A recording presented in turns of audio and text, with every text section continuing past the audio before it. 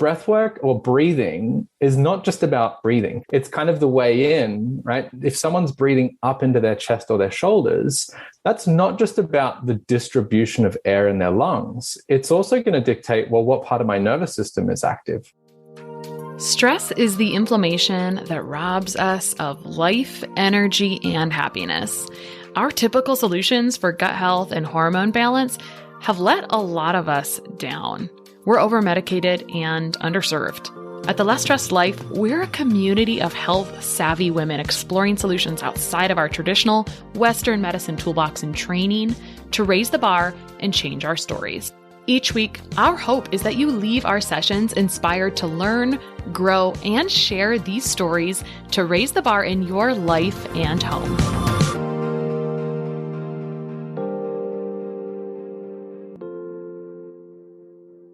Access to functional or specialized medicine testing and standard blood work is a big piece of personalizing care plans to help our clients succeed. But getting accounts with multiple labs and ordering and tracking results from many different web portals slows efficiency by bogging us down in admin work. This is why I'm completely obsessed with our podcast sponsor, Rupa Health. It's a single portal that allows you to order from over 20 specialty labs in one incredibly simple dashboard. I'm talking less than 30 seconds to set up your free account and about 30 seconds to order the labs you need. All the results are in one place, and I can securely send clients their results with a click of a button. A big advantage for our clients is that standard blood work can be ordered for almost 2/3 less than other direct-to-consumer lab sites. Rupa is a lab concierge, so they send the lab invoices on your behalf. If a client pays for their own labs, they help them get set up with a lab draw, navigate testing questions, and they provide the requisition forms. It's literally a dream. Go sign up for free to help streamline your practice and simplify ordering labs for your clients at rupahealth.com. That's RUPA health.com, and let them know I sent you when you sign up. You can also check out the show notes for this episode for a short video walkthrough of how I use Rupa Health in my own practice. Today, we have return guest Campbell Will, and we are graced by his lovely Australian accent today. So he is a trained physiotherapist, which is, I believe, the same as a physical therapist in the United States. You can correct me later. Certified in a variety of styles of breathwork. His clinical experience across a diverse range of settings, from the ICU to professional sporting teams, has provided him with a broad skill set in the assessment and treatment of various clinical presentations. His passion over the last 5 years has been centered on the role of optimal breathing and achieving health and wellness. And instead of focusing on one aspect of breathing, he targets the interplay between biomechanics and biochemistry and neuroscience. So his goal is to teach people how to get back into the driver's seat of their own biology through having a toolbox for self-regulation and stress mitigation. So welcome back, Campbell. Thank you, Krista. I've been looking forward to this. I'm really excited to chat once more. And I know that these messages and what we're going to talk about is so needed. When we talk about self-regulation and stress mitigation, we were just talking off air about what is sexy and what makes sense to people. And we were actually both lamenting, just a touch, not totally, but about how sometimes the point of my podcast gets missed. It's called The Less Stressed Life. And it was an accidental title that came from inflammation, which is a much more scientific, concrete concept. And for you, it's very similar, right? You came very science-based background, and you were just talking about what people's perception of breath work is versus what it really is. So let's talk about that for a second to open it up. Yeah, I think it's a great place to start. It's such an interesting, I guess, framework, right? When I say the word breath work, people, if they've been introduced to some of the concepts, they're going to have an association. Whether that association's correct or not is really not kind of up to me. It's like, oh, I've seen breathwork in popular media, or I've seen it in this setting, and that's what I think it is. And so I think for most people, breathwork seems like this kind of out there spiritual woo-woo practice of breathing in a certain way, and it's going to make you feel a certain way. And I would argue that's one element of breathwork, right? That is a certain part of breathwork. But really what I'm trying to teach people is you're breathing all the time, and how you're breathing is affecting how you're thinking and feeling and acting. So breathwork's everything, right? That sigh of frustration that someone takes is breathwork, right? That's an attempt of someone's body to regulate, right? I'm trying to release tension, or I'm trying to balance my blood gases, right? And when I hold my breath when I'm stressed, all right, again, there's a reflection that a body or a person is attempting to use breathing to push back against a certain state or feeling. And so rather than breathwork being this kind of separate, independent practice, it's like, how can we introduce this concept of self-regulation or self-management through breath every minute of the day? Because the more that I can kind of allow that to infiltrate my day, then the more I'm going to have a tool that puts me back into that state of harmony, of homeostasis, of balance. So on this same note, in your bio, you talked about biomechanics. So tell me about this interplay between like, what is biomechanics in terms of breath work and biochemistry? I mean, you're talking about it a little bit, but like, let's continue to make this more tangible. Yeah. So biomechanics, if I explain it to someone that's not in the kind of health field, is just the movement or the way that my body's working, right? Biology, mechanics, movement. So when we're looking at breathing, biomechanics is like, well, what part of my body am I using, right? And that can be as simple as my nose or my mouth. And then that can look at really the location. Am I breathing into my chest and my shoulders, or am I breathing down low into the lower part of my thorax, my abdomen, right? And what I think is super interesting is breathwork or breathing is not just about breathing. It's kind of the way in, right? If someone's breathing up into their chest or their shoulders, that's not just about the distribution of air in their lungs. It's also going to dictate, well, what part of my nervous system is active, right? We have much more of a sympathetic response, that stress state, when I'm breathing high up into my chest versus a more parasympathetic response when I'm activating the diaphragm and I'm breathing down into the lower lobes of the lungs. And even in terms of kind of the distribution of blood flow, right? The lungs are shaped like these triangles. So there's this point or this apex at the top, which has a lot less distribution of alveoli, the little balloons that actually participate in exchanging oxygen and carbon dioxide with our blood, and a lot less capillaries, the tiny little blood vessels that are actually receiving the oxygen and discharging the carbon dioxide. Whereas the bottom of the lungs, just thanks to gravity, have a much higher density of capillaries and alveoli. So if someone thinks, well, what's the difference of breathing into my chest or breathing into my belly? It's not just about the movement of the body, right? It's, do I have a better distribution of blood flow and of gas exchange? Am I stimulating the calming part of my nervous system with each breath, right? And then when we think of that at scale, most people are breathing 22 to 25,000 times a day, right? If I'm taking these vertical chest breaths 25,000 times a day, it's no wonder I might feel a little bit anxious or a little bit agitated or stressed, because that's the message that my body's receiving based on the part of my body that's working. Or even tension in the shoulders, right? Or clenching your teeth or having headaches as a result of that. Those are all like obvious biomechanical responses in my brain to how potentially you're breathing through your chest. That makes a lot of sense to me. Yes. And right, when we break it down that simply, right, if you're using the muscles around your neck to lift up your rib cage, and that's not really what they're designed for, then of course we're going to develop these tension patterns. And there's beautiful research from the physiotherapy and physical therapy, same thing, world of kind of chronic neck pain patients that have sort of plateaued with manual therapy, right? They're not benefiting anymore. They're not improving. When they actually just apply principles of respiration, let's look at their carbon dioxide tolerance, let's change their breathing patterns, their neck pain gets better, right? And it's something that I see all the time when a patient comes in and has neck pain. Sure, I can do manual therapy on the neck, right? And they're going to feel better for a day or two. But if that pain is a result of 20,000 repetitions of incorrect breathing every day, well, they're going to come back in 2 days' time with the same problem. We haven't approached this from trying to solve the problem. We're just treating the symptom, which is I have a sore neck. The sore neck's arising from inappropriate breathing mechanism that's happening thousands of reps every day.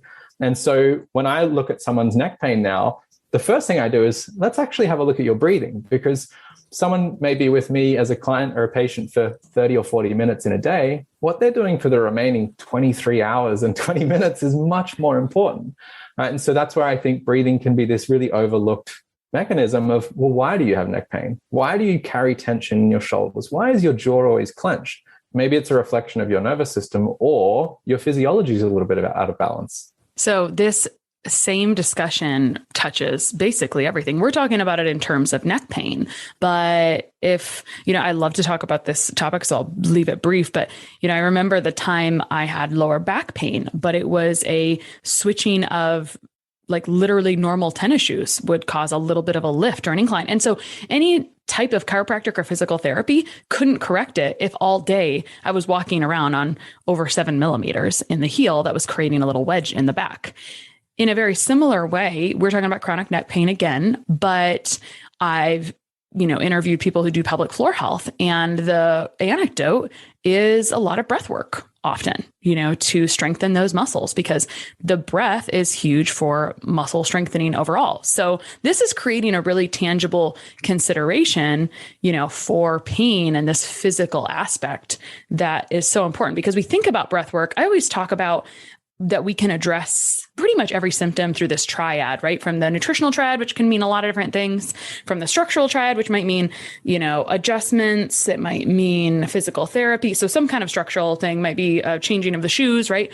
Or emotional piece. And I think often this brings us back to, we think about breath work as being emotional, but really it is affecting all of these things that affect each other. It's affecting the structural impact. And then if I look at it from my perspective, from the nutritional impact, nervous system dysregulation creates immune system dysfunction in the gut that creates a downward stream effect of what's going on in the gut. So addressing what's going on in the nervous system, and there are nutrients depleted by what happens, the increase of cortisol, et cetera. So I can't help but be in this conversation just along with you. And that's really my next question for you is, we didn't talk about how you left physiotherapy or physical therapy, which is a very tangible structural, modality, right? You worked in the ICU. What was the issue for you? You've been talking literally just now about you were not addressing the root cause. If I do manual work on someone for 40 minutes, like they're just coming back. And so if you're as crazy as I am and nuts about people's results, you'll get really frustrated really fast working in that setting. And so let's talk about like why you left physical or physiotherapy in Australia to do this, which is so misunderstood. Yeah. I mean, you hit the one word that really stuck out to me there was frustration, right? And that's what it was. And I need to be mindful here of course, there's certain clinical settings where we need to be more mindful, right? When I'm working in an ICU, I'm not going to get someone doing the Wim Hof method. It's just not appropriate, right? The clinical picture of that person will not tolerate a practice of superventilation, which I might be teaching an athlete, right? So I'm not saying that we should be applying breathwork principles to every clinical picture there is, but my role in the ICU and the clinical setting of the hospital was not optimal, right? It was to get someone just functioning. And that frustrated me. Because what I started to experience in my own practice outside of the clinical picture was like, wow, this is a tool that really allows me to achieve my optimal performance, right? Whether that's physical health, whether that's mental health, whether that's emotional flexibility and regulation, I saw this as a tool of like, this is really moving the needle for me. And I felt quite constrained by the clinical setting of like, you're not allowed to do that here because it doesn't yet have the evidence base or the clinical research that's done, which we know takes 10, 15 years to filter into clinical practice. So I sort of, instead of waiting for it to catch up, I was like, all right, well, I'm just going to kind of step outside the system a little bit and be able to apply some of these principles. And I still practice as a physiotherapist, but it's, what I've learned from breathwork has really changed the way I treat my patients, right? I ask every one of my patients, how's your sleep? And most of them tell me it's terrible, right? I ask them about their emotional state, and most of them tell me they struggle with mood and regulation of kind of how they feel. And as a physio, right, we're really working on the musculoskeletal system. That doesn't give me a lot of tool to work with someone's sleep disruption or emotional disruption, right? So what I found breathwork to do was bridge that gap. So if someone comes into me with pain, right, what else is going on in their life? Because it's never so simple as, oh yeah, I just have a sore back. It's right. My back pain is affecting my ability to work, which now my stress levels are up. Now my sleep's out. And like all of these other things start to stem from this one problem. And I found just treating the back pain was kind of like putting a Band-Aid on and be like, good luck with the rest of your problems, right? Whereas being able to teach someone, hey, here's a tool that you can use at home when you wake up at night, before you go to bed, when you feel stressed at work, right? That doesn't require me to be there as a clinician to help you, right? It's teaching you to help yourself by understanding this really powerful tool that we've all got available to us that none of us have been taught how to use. And that's something I think is really interesting. I often ask people, who taught you how to breathe? And they laugh, right? And it's a silly question, but it goes to show, right? Someone taught us how to read and to communicate and to use a computer and to drive a car. No one taught us how to regulate ourselves. And breath is really one of the fastest kind of instruments that I've found that allows us to regulate how we feel. You touched on something about pain, and pain is really unrealized stress. And we often, like you talked about how it's not just back pain, it's now affecting my focus, my concentration, my work, et cetera. So I was going to ask you about common outcomes from breathwork, and I'm going to save that question. We'll kind of tuck that, and it might come out because you mentioned athletes. I think we talked about either on or off air, the corporate world and working. And so I want to talk about what's appropriate for different contexts, because I think so often maybe we think about breathwork as like that it's all the same, and it's not all the same. And the approaches would be different depending on what the context is. So I'd actually like to just dig into that a little bit about what's an appropriate context for a different situation. Now, let me start with the most challenging one. We talked about at some point that if someone has a lot of stress and anxiety, they may actually struggle with like holding their breath at some point. Will you talk to us about someone who actually does have realized stress and anxiety, which is a huge part of the population, worse now in the last 2 years? What accommodations or changes would you make in breathwork to that person? Yeah, I'm so glad you brought that up, because I think it is where breathwork gets misconstrued and people try it and they go, that's not for me. That actually made my anxiety worse, right? And there's nothing wrong with the breathwork, and there's almost nothing wrong with what they did. It was just the wrong tool for the wrong situation, right?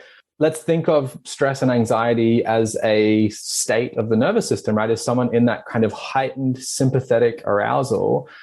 Well, most people, when they hear of breathwork, are going to think of something like the Wim Hof method or conscious connected breathing, right? These quite popular, dynamic, active forms of breathwork. That's what's popular. So they might think, oh, I've heard breathwork's good for my anxiety. Type in breathwork, and there's this up-regulating practice. Well, that's just throwing fuel on the fire, right? We've taken someone that's already in a heightened state and we've turned up the volume. Right? They're going to feel more anxious. They're going to feel more tense. And then they're going to go, I'm never doing breath work again, right? What that was is an inappropriate tool, right? What that person often needs is a down-regulating practice, right? And breath can be used as the accelerator or as the brake. But unfortunately, what's kind of out there as popular is mostly the accelerator, right? Let's use breath work to ramp things up. So a lot of the clientele that I work with is specifically for stress and anxiety. And I'm never introducing the Wim Hof method at the start. I will kind of contradict myself a little bit, because it can be a very, very effective tool in helping someone better navigate their sympathetic nervous system. But that comes after we've established, well, how do I go up? How do I go down? Where's the safety switch, right? Where's my understanding of this tool, rather than this just put me into the red zone. I cross this threshold and now I feel even more anxious. So in that population of those that we kind of are anxious or stressed, is we want to use breath to calm the nervous system down. And that's a very different practice to something like the Wim Hof method. Mm-hmm. So I just wrote my bullet points. If you're a super stressed and anxious person, we don't want an upregulated practice, AKA the coffee of breath work, right? And exactly. That actually, when you're upregulating, what are some of the things, like how could someone recognize that this is upregulation instead of downregulation? Just in case, I mean, that's not clear to me. Yeah. So if we think of our normal breathing, and that's a funny word because normal gets misconstrued, our natural breathing, let's call it that, as our baseline, if I'm going to breathe faster, if I'm going to breathe deeper, then that's usually going to upregulate my nervous system, right? If I'm going to emphasize the inhale, right? Those are all things that are going to push me forwards, right? It's going to put the foot on the accelerator. From my normal, if I'm going to slow my breath down, okay, if I'm going to focus or lengthen the exhales, then that's usually going to downregulate me, right? So let's just give an example. Wim Hof method is a quite dynamic. We're breathing deep and fast and in a rhythm. It's very upregulating, right? We see immediately some pressure rises, right? In some circumstances, we actually start to secrete some adrenaline and cortisol. My breathing is pushing the nervous system into that response. Whereas something like coherence breathing or resonance frequency, which is most often for most people coming down to a breath rate of about 6 breaths per minute, a 10-second respiratory cycle, we're going to see heart rate drop. We're going to see blood pressure lower. We're going to see cortisol secretions reduce. So they're both breath work, right? They're both manipulating the breathing, but there's a very different outcome, right? And so if you're, in a simpler sense, breathing faster, deeper, and focusing on the inhale, likely it's going to make you feel more, right, upregulated. And if it's slower, okay, and if I'm lengthening or emphasizing the exhale, then it's likely to help me feel a little bit softer and slower. So to reiterate and summarize, I want to mention that upregulation would be inappropriate for the super anxious and stressed, and that's going to increase adrenaline. It's going to look like speeding up the breathing. But my next question is really, what is appropriate for athletes? And my kind of the tie here is, who is this upregulated breathing appropriate for first? And then maybe it is athletes, and then we can get into athletes. Yeah. And I think a really nice way to think about whether I'm up or down regulating is the same way that we might look to an external tool, right? I love this concept of teaching people, well, your state, right, how you feel, and your environment or the situation you're in, right? If they're synchronous, right? If you feel alert and aroused and ready to go, and you've got a meeting to go to and a presentation to do, well, then usually you are happy with that state, right? If you're laying in bed at midnight and you feel alert and agitated, right, then you feel there's this disharmony, right? The state that I'm in is awake and alert, sympathetic, right? But the environment I'm in requires me to be asleep. I'm laying in bed. So this tool of up and down regulation, we've all probably woke up one morning and felt like, I don't want to get out of bed today, right? I just feel flat and maybe a little bit down, and oh wait, I have to go and do this presentation, I have to go and have this meeting. So that's when, can I use my breath as a tool to upregulate, right? Lift my energy a little bit, bring me up into that state that allows me to engage in the practice or the situation that I need to be in.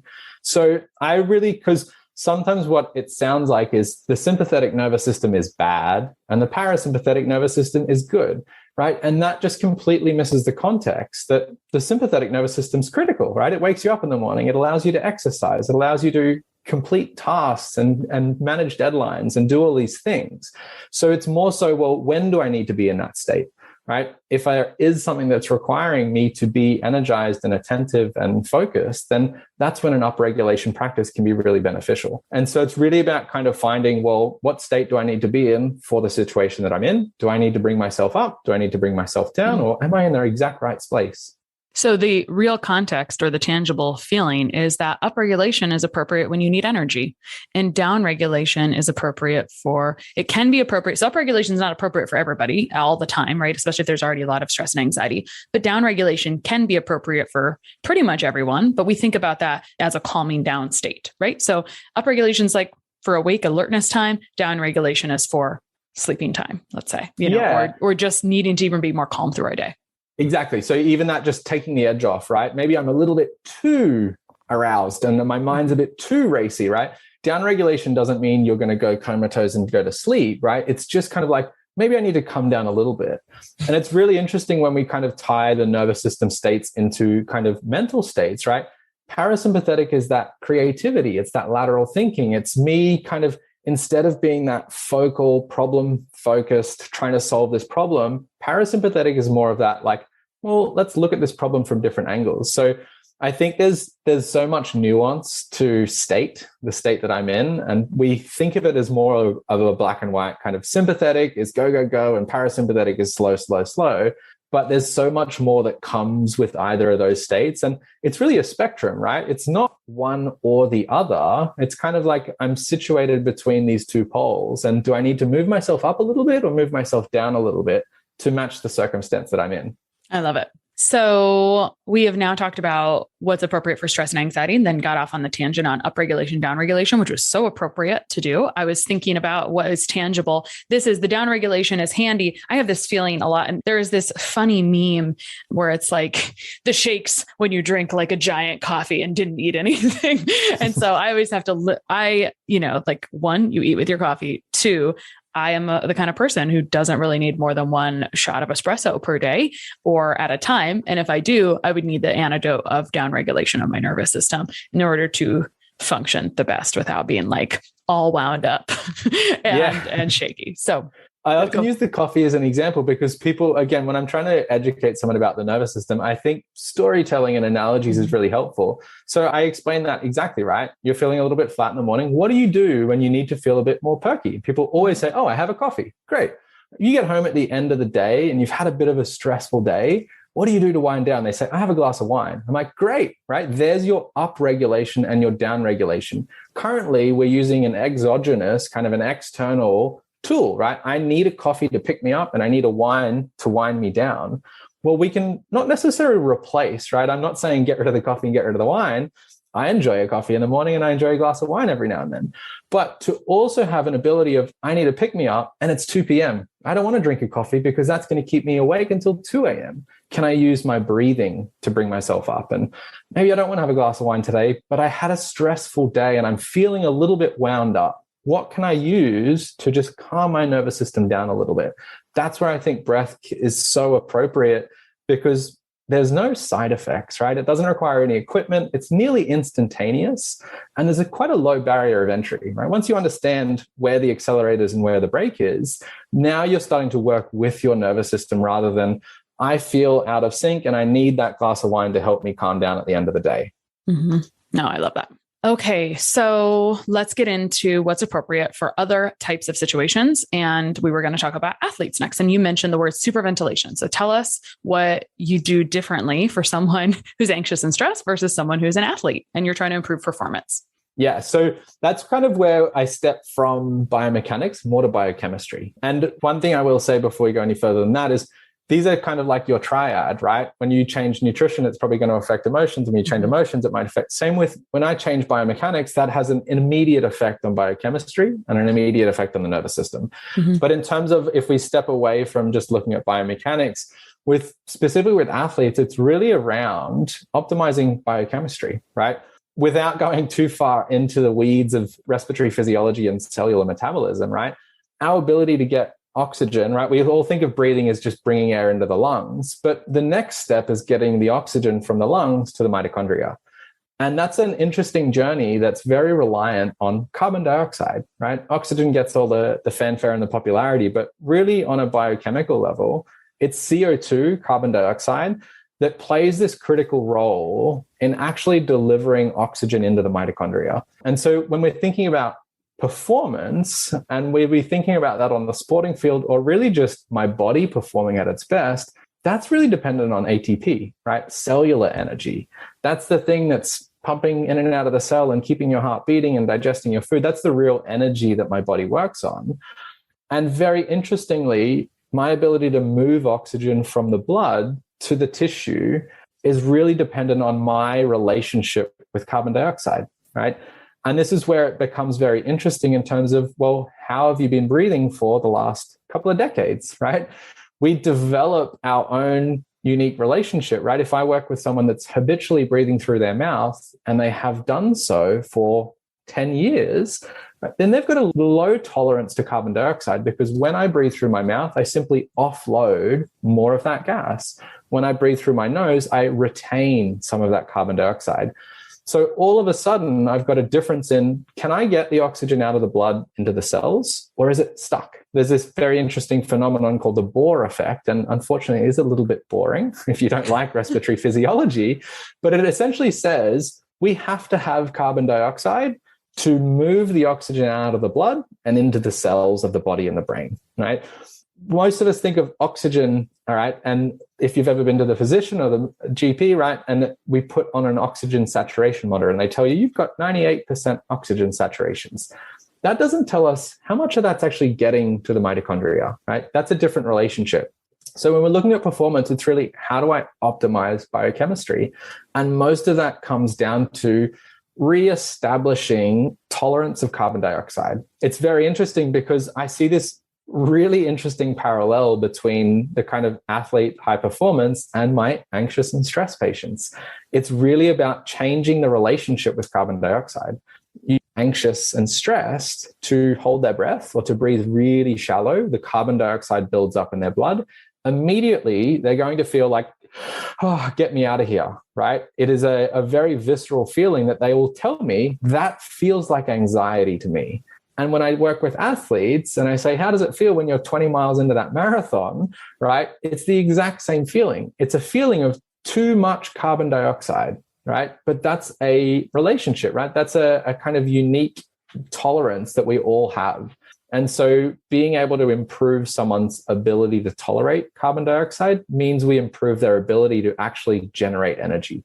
I am having some flashbacks to when we worked on my tolerance of CO2. And so this also is like not the sexy marketing language, but it's basically just about how you tolerate carbon dioxide and getting oxygen into the cells. So the powerhouses of the cells can actually function, because mitochondria are, I always like to call them the fountain of youth. And so that might like light someone back up a little bit if the Bohr effect is a little bit for them. So, and I would actually love to ask your experience with this, because I had a few patients in a row, right, with chronic fatigue, post-viral fatigue, Lyme, right, where it's essentially that their body is now processing energy anaerobically. They cannot get the oxygen into the cells, so they move through this anaerobic process, which means lactic acid, pyruvate, these metabolic waste products are building up. And I wonder if really, and what I'm doing with patients is like, all my chronic fatigue patients have terrible CO2 tolerance. We're talking 6 or 7 seconds instead of the optimal, which is about 40 to 45 seconds. And their inability to produce energy, right? I'm questioning whether that's a biochemical inefficiency. You can't get oxygen into your mitochondria. So you're going through an anaerobic process, which means you're producing lactate pyruvate, which induces more inflammation, it's more acidic. Like, it's very difficult for your body to work because you just don't have the engines going. I mean, when you talk about this, I think about, again, the triad. Like, look at what you are bringing to the structure of the cells, really, literally with like oxygen CO2 balance. Whereas I think about these people who have chronic fatigue or have this damage. Well, this all boils down to me to mitochondrial damage. And so in order to rebuild the cells, we need like insane nutrition, insane nutrients, specific kind of mitochondrial supporting nutrients. And then also the life-giving oxygen, or see, like that's more like your specialty that I can't speak to as intelligently, but that's how I feel, is like the cells are damaged. So the cells need to be rebuilt. Can they be rebuilt only with oxygen? Maybe, right? Like for sure. And then my angle is, I rebuild them with like insane nutrition from mitochondria. But that wasn't your question. Your question was like my overall experience with that. What I recall from it was I didn't really know what my goal was initially, right? I didn't really understand the concepts, which is why we're kind of unwrapping the concepts a little bit today. And so I just remember that my CO2 tolerance sucked, and then it got much better. And you said, when you're holding on to that, like it's basically how long can you hold your breath sort of thing. And this like makes me think about books, training for diving and all these things about breath holding. So like we can apply this to multiple places in life. And so I didn't really even realize that this would be much of an issue, but this goes back to optimization and unrealized stress, right? And like that interplay overall. So, I mean, I feel like the work is never done. That's my real feeling here. But I don't mean that in a bad way. I mean it in an excited way, because my mantra is you always have options. And I think people are like, well, this must be all. I've tried everything. It's like, I promise you haven't ever tried everything, because in every rabbit hole you go in, there are always more options. It just depends on like what you want to do or where you want to spend your energy. Anyway, lots of thoughts come up here in a positive, good way. So athletes, improving the overall performance, because if they don't have a very good CO2 tolerance, someone who's got maybe chronic fatigue is going to feel the same as someone who is 20 miles into their marathon and doesn't have very good, what do we call this? Like, I know there's like technical terms, but what do we want to say? Like they don't have very good. I would just think about it as their ability to actually manage their energy. And it really does come down to when you don't have enough CO2 there, you're anaerobic. And when you have enough CO2 there, you're aerobic. And if you're running a really, really long time, you want to spend as much time in that aerobic capacity, because that's not producing the lactic acid and all of the byproducts. And the simplest way, and they've done really good analytics on respiration, that when you breathe in and out of your mouth, you are moving into that anaerobic process, right? Which just means way less efficient, right? If we remember back to kind of most people that did high school biology, the different, like the mitochondria is the powerhouse of the cell. Mm-hmm. When we have oxygen there, we produce 32 units of ATP of energy. When we don't have oxygen, I think we produce 2, right? It's 16 times less efficient if you're not getting oxygen to the mitochondria. And that's really your ability to nasal breathe is the simplest way. Is can you run with your mouth closed, right? Well, you're maintaining your aerobic threshold. You're not crossing that threshold where now your body has to kind of go into a more of emergency energy production, which means we're not burning as clean as a fuel. There's a little bit more exhaust and waste product that the body's got to clean up. I know one of our questions today is, what is the easiest thing I can do to get started today now that I feel like, oh my gosh, maybe I suck at breathing. I never learned how to breathe. And you just alluded to one. And we talked about this last podcast too, that's the challenge. Can you just walk around and like close your mouth for the day and like see if you can breathe through your nose all day? Yeah. And it's so interesting what people actually start to learn, right? And they think, of course I can. Mm-hmm. But then they realize, oh, the moment I feel a little bit overwhelmed, my mouth's open. The moment I'm concentrating on writing, that moment I'm in an argument, my mouth's open, right? We think that we're breathing optimally all the time, but there's this very interesting thing that happens in our body where we kind of put that in the background, right? You don't want your brain and your attention to be so focused on the 22,000 times you breathe every day because you'll get nothing done. So we've kind of learned to put that into the background a little bit. And it takes conscious effort to bring awareness and attention to how you're breathing. I often, if anyone wants to kind of get started, I would just ask them, try to become conscious of 1% of your breaths every day. Right? That might seem like an easy task. That's 200 breaths for most people. But then you think, was I aware of 200 of my breaths today? Probably not. Right? For most people, they're like, I wasn't even aware of one of my breaths today. Right? So starting to build that awareness of, well, can I breathe through my nose all day? And if I can't, when are the times that I'm not? Is it when I'm engaging in something that's stressful? Is it when I feel a little bit emotionally disrupted? Is it X, Y, or Z, right? There's so many different causes or triggers of someone to change their respiration. But the hardest part is, do they actually notice that? Did they put two and two together to say my mouth opened when I was being critical or something, or someone was giving me some feedback that I didn't like?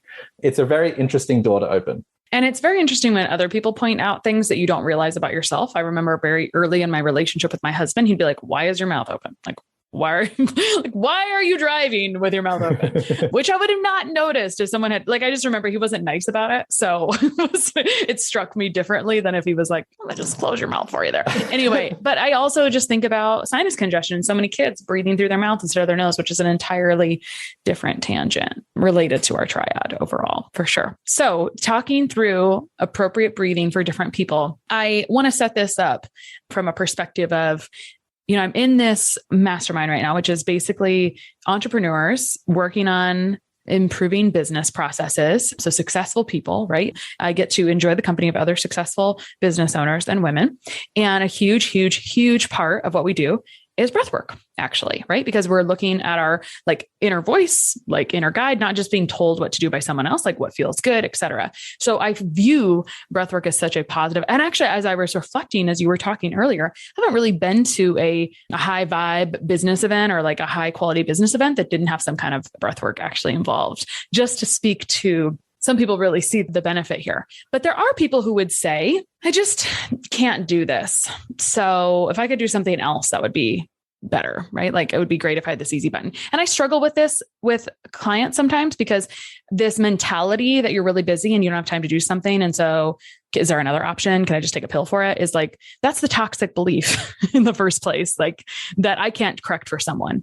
What would you say to people who essentially have that barrier? I can't really do breath work. What would you say? Yeah, I would say you're starting too big. Everyone that comes to me that's like, oh, I tried this, I can just never. When I actually get into the weeds with them, I'm like, all right, well, what did you try? They're like, well, I sat down and I tried to do this 30-minute breathwork session. I'm like, that's like someone that says, I want to start running and I'm going to do a 10K the first time I run, right? Of course you don't. And then you go, this hurts and I didn't like it. I'm not going to do it again.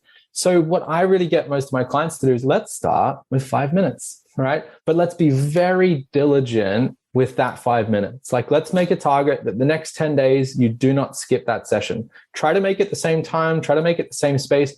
Let's make a little bit of a ritual out of it, right? Because what we're really putting our energy into is habit formation. Once someone sits down and does 5 minutes, it's very easy to do 10 minutes, right? Because we've actually gone through the process of, all right, close my emails and set the time aside and sit on my mat and get ready, right? That's the hard work. Once you start taking those breaths, you're there, right? You're already there. And to extend from 5 to 10 minutes is just seamless. But where I think most people think breath work's too hard is we're starting with too much, right? Or I'm starting with a practice that is inappropriate for me, right? I'm doing superventilation, or I'm jumping straight into a more complex practice. Well, the vast majority of people I work with, we start with breath awareness. Can you sit down for 5 minutes and just sit with your breath, right? How long can you actually sit with your breath before your mind's going through your to-do list, or that you're analyzing something or remembering something, right? Breath awareness seems like this super simple practice. Like, oh, how hard could that be? Just like noticing my breath. Sit down for 5 minutes and tell me how you go, right? It's so interesting, but it's this wealth of information that we start to develop, right? It's kind of like I'm extracting data from my breath. And the more times I do that, then throughout my day, now I'm going to notice I'm holding my breath when I feel stressed. Oh, my breathing just got really fast. Oh, my breathing just got really shallow, right? Because we're actually teaching our attention, which is just like a muscle, of how to notice my breathing, right? And so these little fluctuations that occur all throughout the day are going to become more obvious. And now it's like I've got this little kind of odometer, this tool that says to me, hey, you're out of balance, right? And there's really interesting research, and I'll come back to kind of just starting the practice, but really interesting research specifically around people with anxiety and panic attacks, that they have very poor interception, right? Which means they don't notice when their breathing gets fast or slow. They don't notice when they're holding their breath. So people that have out of the blue panic attacks, we've actually established now that their chemistry started changing, right? They started changing their breathing 60 minutes before they had a panic attack. They just didn't notice, right? So this practice of sitting down for 5 minutes and just trying to be aware of your breathing is not just a 5-minute practice, right? That's going to start to overflow into your day of like, oh, now I'm actually picking up on how my breathing's changing, relating to my emotional state, my energy, my cognitive state. So it becomes a really kind of a good investment of time of 5 minutes.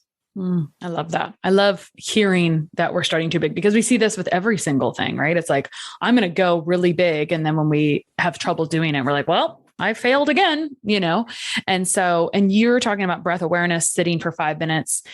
I feel that awareness is the solution. It's like the rocket fuel that will propel you forward in every situation. If you don't have awareness, then it's going to be really hard to improve anything, because you don't really know where you're starting, where you're going, the process along the way. I mean, that's like the biggest thing. I mean, I have said this in many ways, but I think the thing I pick up on why I need to have an introductory call with a prospective client is I need to hear if they have any self-awareness at all, because their realization or how they interpret their own story very clearly tells me what their own awareness is in their body, in their child's body, and whoever's body, right? And that's exactly what you're saying. And I chuckled internally when you said, can you sit for 5 minutes? Because I've witnessed the struggle with this for myself and for other people. We are very uncomfortable with our thoughts typically. So anyway. And it also just kind of comes back to that point you made where people want to like, where's the pill that's going to just do this for me, right? Because we don't want to be uncomfortable for 5 minutes. It sucks. And right, if you can't do 5 minutes, start with 2 minutes, right? And don't think that this 5 minutes is set with an objective of, I need to do this well, right? If you sit for 5 minutes and you catch your mind wandering 50 times, all right, well, at least we've recognized that I have a wandering mind, right? It wasn't that you didn't do the practice right. The practice was sit down for 5 minutes and try and stay there. As many times as you can, just try and notice your breathing. That's all you're trying to do. And we get better at it. The analogy I always like to teach people is if you've ever tried to learn a language, right?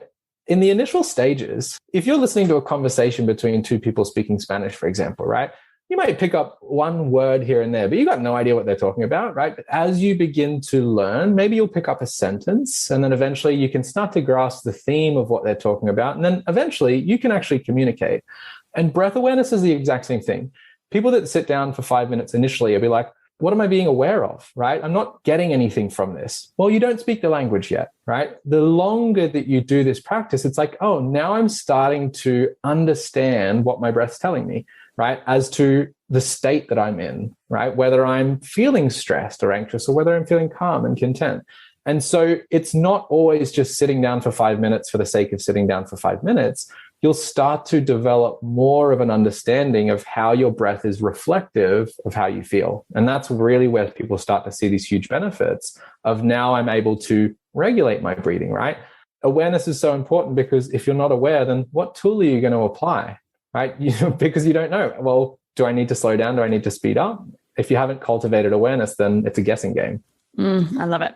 I think of step 1 as awareness, noticing, observing. And step 2, you said this, it was just real sneaky, but it was not being judgmental. It was being neutral about what you notice about yourself. You were like, oh, well, I realized that my mind wanders, but you didn't say, well, I realize that my mind wanders, so I guess I can't do this, right? There's a bit of a reframing there and objective neutralness. And I think we do need to bring, this is like the equivalent, but a nicer way to say giving yourself grace. Like if you beat yourself up all the time, that's not a helpful thought. It's an unproductive thought. And so neutrally observing it allows you to not create this negative emotion around it, and allows you to make a change if you want next. Exactly. So you talked about not going too big, starting 5 minutes. If that's too big, go with 2 minutes. And I'd like to take a minute, if you're willing, or 2 minutes or whatever, if people are like, how do you get started? Thanks for telling me all about this. Let me go see if I can sit down and calm my thoughts. So why don't you, if you will, if you can walk us through what a minute looks like, whether it's silence, whether it's something else, I'll let you kind of decide, because you're the pro. Yeah, for sure. So if you are listening, and obviously if you're driving a car or something, wait till you get home to do this. But if you're in a nice, safe, comfortable spot, we can close down the eyes if we feel comfortable to do so. You can keep them open if you prefer to. But when we close down the eyes, we kind of draw the attention inwards. And I want you just to ask yourself a really simple question. How do you know you're breathing? Right? And as you ask that, your mind's going to go, how do I know? Right? Is it the sensation of air that's moving through your nostrils? Is it the movement of your body? Maybe you feel your chest expanding and contracting, rising and falling. Maybe there's a sound to your breath. So just noticing that you're breathing. And the next thing I want you to do is just to make sure that your inhale and your exhale are the same. You can count if you like, or you can just try to even out the two parts of your breath. And once they're the same, inhale is the same as the exhale, let's just stretch it out ever so slightly. Maybe 10% longer on each end, just like we're slowly stretching the inhale and also slowly stretching the exhale. And let's just stay here for 5 breaths. So my breath now is a little bit slower, a little bit deeper, even, steady, and I'm aware of it. And then just as though we're kind of taking our foot off the brake now, allow your natural breathing to find its own way back, right? Don't try to resume your normal breathing, just let it come back. Right? Remove the control that you just had and let the breathing reestablish its natural pattern. And if there is any change in your physical, your mental, your emotional state, notice it. And then once you feel ready, you can slowly blink open the eyes. You can just reestablish where you are.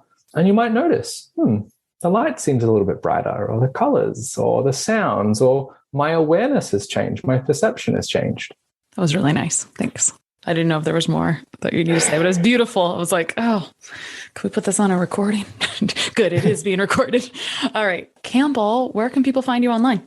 So I'm most active on Instagram, but my handles are the same everywhere. Breath Body Therapy. So website, Breath Body Therapy, Instagram. And yeah, I'd encourage people just to start, right? Start with that little awareness practice and ask questions. I'm super friendly. People often have like, well, what about this situation, right? And I really like to just kind of dissolve some of the difficulty around it. So if you're like, well, this doesn't seem like it'll work for me, it usually will, but maybe it needs a little bit of tweaking and refining.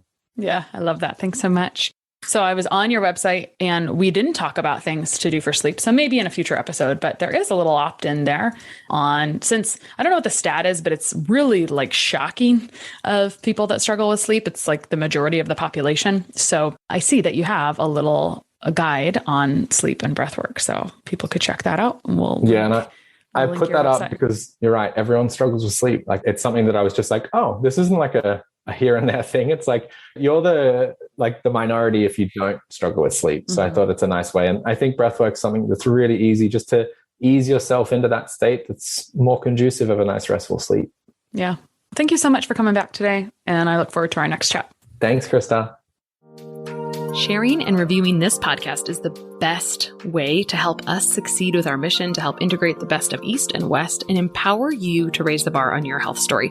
Just go to reviewthispodcast.com/less stressed life. That's reviewthispodcast.com/less stressed life. And you'll be taken directly to a page where you can insert your review and hit post.